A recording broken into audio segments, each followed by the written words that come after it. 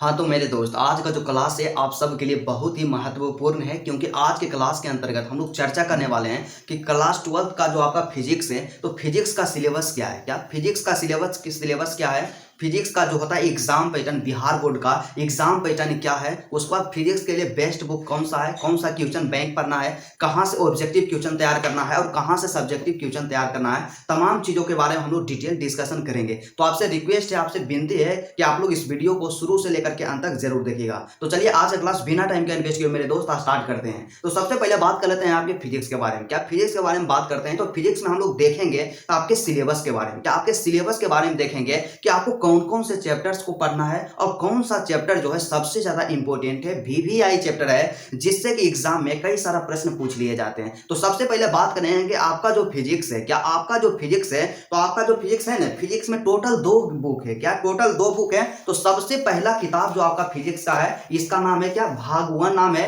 जो एक किताब हो गया, और दूसरा किताब जो आपका है भाग 2 है। क्या भाग 2 है। और दोनों किताब को मिला करके टोटल जो फिजिक्स में चैप्टर्स की संख्या है, टोटल यहाँ पे 15 चैप्टर है। क्या 15 में टोटल यहाँ पे फिजिक्स में 15 चैप्टर है। और इन्हीं तमाम 15 चैप्टर्स को मिला करके एग्जाम में आपसे 100 अंक का प्रश्न, मतलब 70 अंक का प्रश्न पूछा जाता है। तो चलिए बात करते हैं कि भाग 1 जो आपका किताब है उसमें कौन कौन से चैप्टर को पढ़ना है, और भाग 2 जो आपका किताब है इसमें किस किस चैप्टर को इंक्लूड किया गया है। क्योंकि जब तक आपको अपने सिलेबस के बारे में जानकारी नहीं होगी, इंफॉर्मेशन नहीं होगा, तब तक आप बेहतर नहीं कर सकते हैं। तो सबसे पहले हम लोग बात करें कि आपका जो भाग 1 है, भाग 1 के अंतर्गत कौन कौन सा चैप्टर है और कौन सा चैप्टर जो है सबसे ज्यादा महत्वपूर्ण है। तो सबसे पहले बात कर लेते हैं कि भाग 1, तो भाग 1 के बारे में बात करते हैं। तो इसमें सबसे पहला चैप्टर आपके पास जो है वैद्युत आवेश तथा क्षेत्र है। क्या वैद्युत आवेश तथा क्षेत्र है। और उसके बाद दूसरा चैप्टर के बारे में बात करते हैं। तो दूसरा चैप्टर आपका है स्थिर वैद्युत विभव तथा धारिता। क्या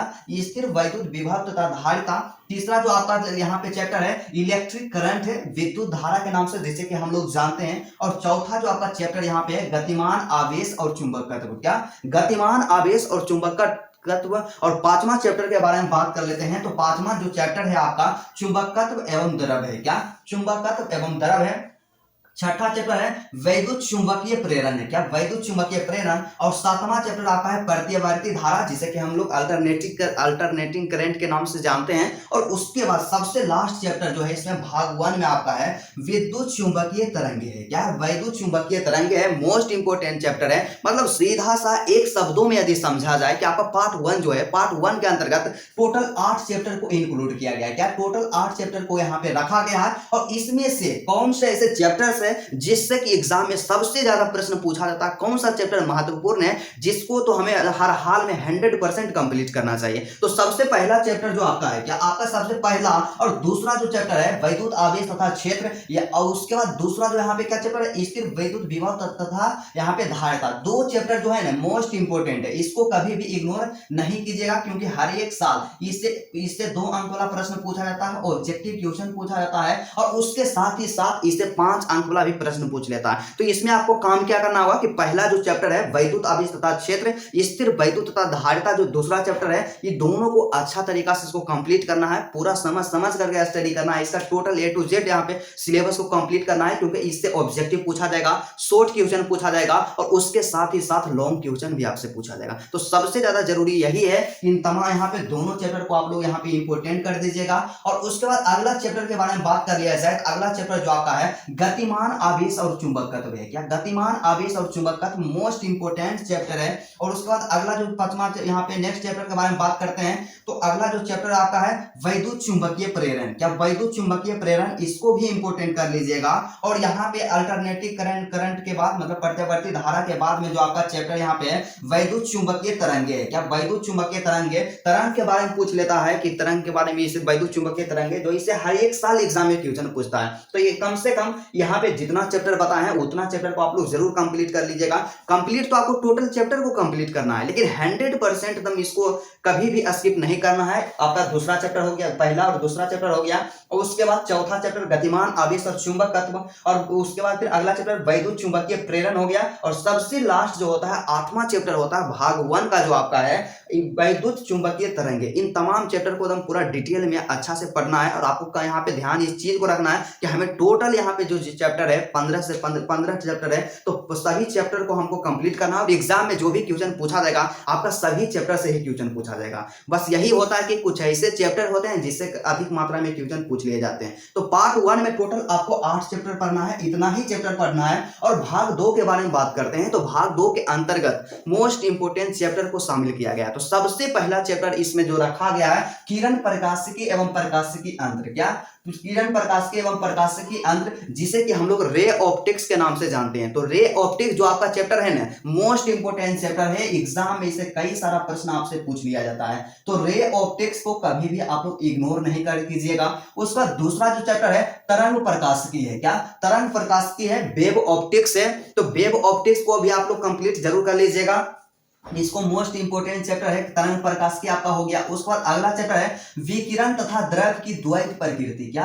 विकिरण तथा द्रव की द्वैत प्रकृति। और अगला चैप्टर के बारे में बात कर लेते हैं, तो आपका परमाणु आ गया। उसके बाद फिर नेक्स्ट चैप्टर आपका है नाभिक हो गया, और उसके बाद अगला चैप्टर है अर्धचालक इलेक्ट्रॉनिकी, और उसके बाद सबसे लास्ट जो चैप्टर इसमें है संचार व्यवस्था है। क्या? संचार व्यवस्था है। यदि सिंपली यदि देखा जाए तो भाग 2 जो आपका है, भाग 2 में टोटल 7 चैप्टर को यहाँ पे शामिल किया गया। क्या? टोटल 7 चैप्टर है। तो मतलब सीधा सा समझिए, भाग 1 में 8 चैप्टर है, आपको पढ़ना होगा 8 चैप्टर, और भाग 2 में आपका 7 चैप्टर है। तो टोटल यहाँ पे बात करते हैं, तो टोटल यहाँ पे 15 चैप्टर आपका पूरा फिजिक्स में है। केवल 15 चैप्टर आपको पढ़ना है। 15 चैप्टर का ऑब्जेक्टिव तैयार करना है, सब्जेक्टिव तैयार करना है। सब्जेक्टिव में 2 मार्क्स वाला क्वेश्चन, 5 मार्क्स वाला क्वेश्चन जो भी होता है पूरा 100% कंप्लीट करना है। एक एक चैप्टर को डिटेल में पढ़ना है। उसका जो भी थ्योरी होता है, कॉन्सेप्ट होता है, फॉर्मूला होता है, सबको ध्यानपूर्वक करना। और इतना आप पढ़ लेते हैं, इतना आप तैयार कर लेते हैं, तो एग्जाम में जो भी क्वेश्चन पूछा जाएगा इससे बाहर नहीं रहेगा। अब बात करते हैं कि हम तो यहाँ पे समझ गए कि हमें कौन कौन से चैप्टर को पढ़ना है, हमारा सिलेबस क्या है। अब हम लोग देखते हैं कि हमारा जो एग्जाम पैटर्न 2026 का होने वाला है क्या होगा। क्या इस बार भी डबल ऑब्जेक्टिव पूछा जाएगा, या इस बार सिंपल मतलब जितना पूछा जाएगा उतना का ही आंसर देना रहेगा। तो सिंपली बात करते हैं कि एग्जाम पैटर्न के बारे में। क्या? एग्जाम पैटर्न के बारे में बात कर लेते हैं। तो देखिए, सबसे पहले आपको पता होना चाहिए कि फिजिक्स जो होता है टोटल 100 अंक का होता है। इसका पूर्णांक टोटल कितना है? 100 है। इसमें से क्या होता है कि इसको 2 कैटेगरी में डिवाइड किया गया भाई। तो 2 कैटेगरी, सबसे पहला कैटेगरी जो आपका होता है इसमें प्रैक्टिकल हो जाता है। क्या? प्रैक्टिकल हो जाता है। प्रैक्टिकल क्योंकि फिजिक्स जो है एक प्रैक्टिकल सब्जेक्ट है, और दूसरा जो आपका होता है थ्योरी होता है। क्या? थ्योरी होता है। तो बात यहां पे आता है कि प्रैक्टिकल जो आपका होगा ना, 100 में से 30 अंक आपका प्रैक्टिकल होगा। क्या होगा? 100 में से 30 अंक आपका प्रैक्टिकल होगा। और उसके बाद थ्योरी की बात करते हैं, तो 30 अंक का जब आपका प्रैक्टिकल हो गया, टोटल पूर्णांक 100 है, तो 100 में मतलब 100 में से 30 को हम घटाएंगे, तो टोटल जो होता है थ्योरी जो होता है, थ्योरी को आपको मतलब 70 अंक के लिए आपको मेहनत करना होगा। क्या? 70 अंक के लिए आपको तैयारी करना होगा। इसके लिए ही काम करना होगा, क्योंकि जो प्रैक्टिकल होता है, प्रैक्टिकल तो होता है क्या, कॉलेज की तरफ से इससे अंक दे दिया जाता है। 30 अंक का प्रैक्टिकल होता है, लेकिन कॉलेज वाला क्या करते हैं कि 30 नहीं, कम से कम 29-28 नंबर आपको दे देते हैं। तो प्रैक्टिकल के लिए तो आपको विशेष काम नहीं करना है, लेकिन जब प्रैक्टिकल आएगा नजदीक, जो प्रैक्टिकल का आपका एग्जाम होगा, या तो दिसंबर में होगा या तो जनवरी में होगा, तो उस टाइम आपको पूरा डिटेल बताएंगे कि प्रैक्टिकल के लिए आपको क्या करना होगा, कैसे आप प्रैक्टिकल के कॉपी को लिखिएगा। तो एग्जाम वहां पे जो होता है स्कूल से पूरा में से पूरा अंक मिलेगा, 28 अंक मिलेगा, 29 अंक मिलेगा। तो उसके लिए हम अलग से यहाँ पे डिस्कस करेंगे जब समय आएगा तब। लेकिन हम फिलहाल यहाँ पे बात करेंगे कि आपका जो थ्योरी होता है, थ्योरी के लिए यहाँ पे 70 अंक है। तो 70 अंक के लिए आपको अभी से पढ़ना होगा, 70 अंक के लिए आपको अभी से मेहनत करना होगा।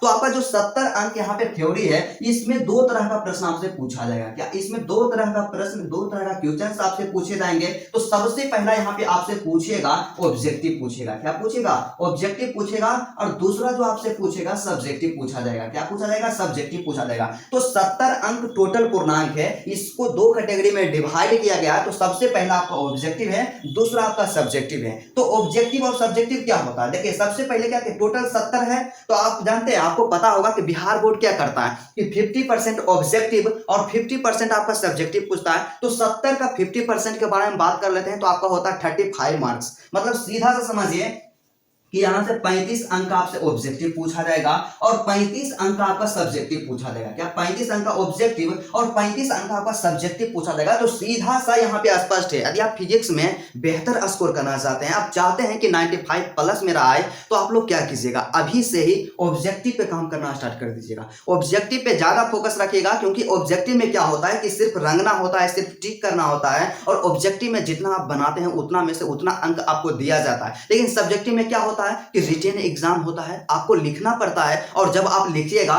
तो कभी भी पूरा में से पूरा अंक नहीं दिया जाता है। तो सिंपली यदि बात किया जाए तो आपको काम क्या करना होगा, आपको फोकस किस पे करना होगा सबसे ज्यादा, तो आपको ऑब्जेक्टिव पे फोकस करना होगा, और यह प्रयास करना होगा, यह प्रयत्न करना होगा कि ऑब्जेक्टिव में 35 आउट ऑफ 35 आपको स्कोर करना है, हर हाल में स्कोर करना है। तो यहाँ पे हो गया ऑब्जेक्टिव हो गया, और 35 अंक आपका हो गया सब्जेक्टिव हो गया। इतना चीज आप समझ गए, एग्जाम पैटर्न आपका यही होने वाला है। लेकिन सबसे बड़ा प्रॉब्लम, सबसे बड़ा समस्या हमें क्या हो रहा है अभी के समय में, कि ऑप्शन जो होगा डबल आएगा या ऑप्शन सिर्फ उतना ही रहेगा। क्योंकि क्या होता है कि 2000 यहाँ पे 22 का एग्जाम हुआ, 23 का एग्जाम हुआ, 24 का एग्जाम हुआ, 25 का एग्जाम हुआ, उसमें क्या होता था कि ऑप्शन डबल रहता था। मान लीजिए हमें 35 ऑब्जेक्टिव का आंसर देना रहेगा, तो इसका डबल रहता था ऑप्शन, मतलब 70 को टोटल क्वेश्चन रहेगा, और 70 में से केवल हमको 35 का ही आंसर देना रहेगा, कि देना रहता था। तो क्या इस बार 2026 में भी डबल ऑप्शन रहेगा? तो देखिए यहाँ पे बिहार बोर्ड की तरफ से कोई ऑफिशियल नोटिफिकेशन नहीं रिलीज किया गया है, नहीं जारी किया गया है, लेकिन यदि देखा जाए तो 90% ऐसा पॉसिबिलिटी है कि इस बार भी ऑप्शन जो रहेगा नहीं, डबल ऑप्शन रहेगा। क्या रहेगा? इस बार भी डबल ऑप्शन रहेगा। लेकिन 10% 10% ऐसा पॉसिबिलिटी है, ऐसा संभावना है कि हो सकता है 1-2 महीना के बाद बिहार बोर्ड अपना नोटिस जारी करें, उसमें कुछ चेंजिंग कर सकता है। लेकिन कंफर्म आप लोग मान करके चलिए 90% मैक्सिमम चांस रखिए कि आपका जो सिलेबस होगा 2023, 24, 25 का जो सिलेबस एग्जाम पैटर्न है उसी तरह से रहेगा। आपको क्या करना होगा, 35 ऑब्जेक्टिव का आंसर देना रहेगा, तो टोटल इसका दुगना रहेगा आपके पास ऑप्शन। 70 में से 35 बनाना है। और यहाँ पे होता है क्या, सब्जेक्टिव में जो होता है 35 अंक, इसमें होता है 2 तरह का क्वेश्चन आपसे पूछा जाएगा। इसमें सब्जेक्टिव में भी 2 तरह का क्वेश्चन पूछेगा। सबसे पहले 2 अंक वाला क्वेश्चन, और उसके बाद यहाँ पे पूछा जाएगा 5 अंक वाला क्वेश्चन आपसे पूछा जाएगा। तो 2 अंक वाला क्वेश्चन के लिए क्या होता है कि मान लीजिए यहाँ पे हम लोग देखते हैं कि टोटल जो होता है आपको 10 प्रश्न का उत्तर देना है। क्या मान लीजिए टोटल 10 प्रश्न का आंसर देना रहेगा, तो इसका डबल रहेगा क्वेश्चन, मतलब टोटल 20 को यहाँ पे प्रश्न रहेगा, तो 20 में से सेलेक्ट करके केवल आपको 10 ही का आंसर देना रहेगा। तो इस तरह का एग्जाम पैटर्न हो सकता है। और यदि बिहार बोर्ड 1 से 2 महीना के अंतर्गत अपना यहाँ पे नोटिस जारी कर देगा, तो समझिए चेंज होगा। और नोटिस 1 से 2 महीना के बाद जारी नहीं करता है, तो सीधा सा वही है कि जो आपका एग्जाम पैटर्न पहले वाला था 2026 में भी एग्जाम पैटर्न वही वाला रहने वाला है। अब हम तो समझ गए कि हमारा सिलेबस क्या है, हमें पढ़ना क्या क्या है। बिहार बोर्ड 2026 का जो एग्जाम पैटर्न होने वाला है, एग्जाम पैटर्न क्या होगा। अब बात हम लोग करेंगे कि हमें कौन सा किताब को अभी खरीदना चाहिए, किस किताब से अपना प्रिपरेशन करना चाहिए, अपना तैयारी करना चाहिए कि बोर्ड एग्जाम में एक बेहतर परसेंटेज आए। तो सबसे पहले बात कर लेते हैं फिजिक्स के बारे में बात करते हैं। आपको पता होना चाहिए कि बिहार बोर्ड क्या करता है, कि बिहार बोर्ड का जो सिलेबस है वो NCERT है। क्या है? बिहार बोर्ड का जो सिलेबस क्या है, NCERT है। क्या NCERT है? तो बिहार बोर्ड का जो स्पेशली बुक यहाँ पे बात करें ना, तो NCERT बुक ही आपको लेना है। क्या NCERT बुक ही आपको लेना है? तो NCERT में जैसा कि हम आपको बताए हैं कि 2 किताब फिजिक्स के लिए आता है। सबसे पहला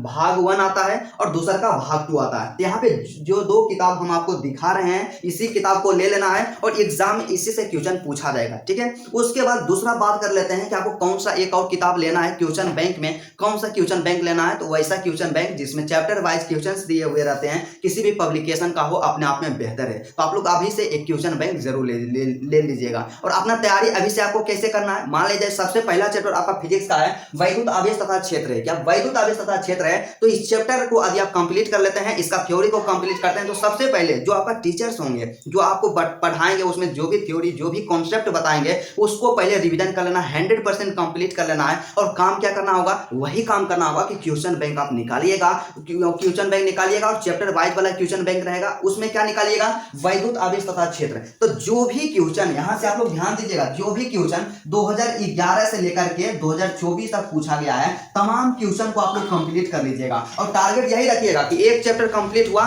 तो उस चैप्टर का क्वेश्चन बैंक भी आपका कंप्लीट होना चाहिए। और ऐसा मिस्टेक आप कीजिएगा कि बाद में कंप्लीट करेंगे तो बाद में कंप्लीट नहीं होगा, उसी टाइम कंप्लीट करना है। कर लेना है। तो चलिए, मुझे उम्मीद है, मुझे विश्वास है कि आप लोग 100% समझ गए होंगे कि फिजिक्स का तैयारी अभी से कैसे करना है, किस किताब को फॉलो करना है, आपका सिलेबस क्या है, आपका एग्जाम पैटर्न क्या है। तो चलिए, आज का क्लास यहीं तक रहता है, फिर आपसे मिलते हैं नेक्स्ट वीडियो में और नेक्स्ट सब्जेक्ट के साथ।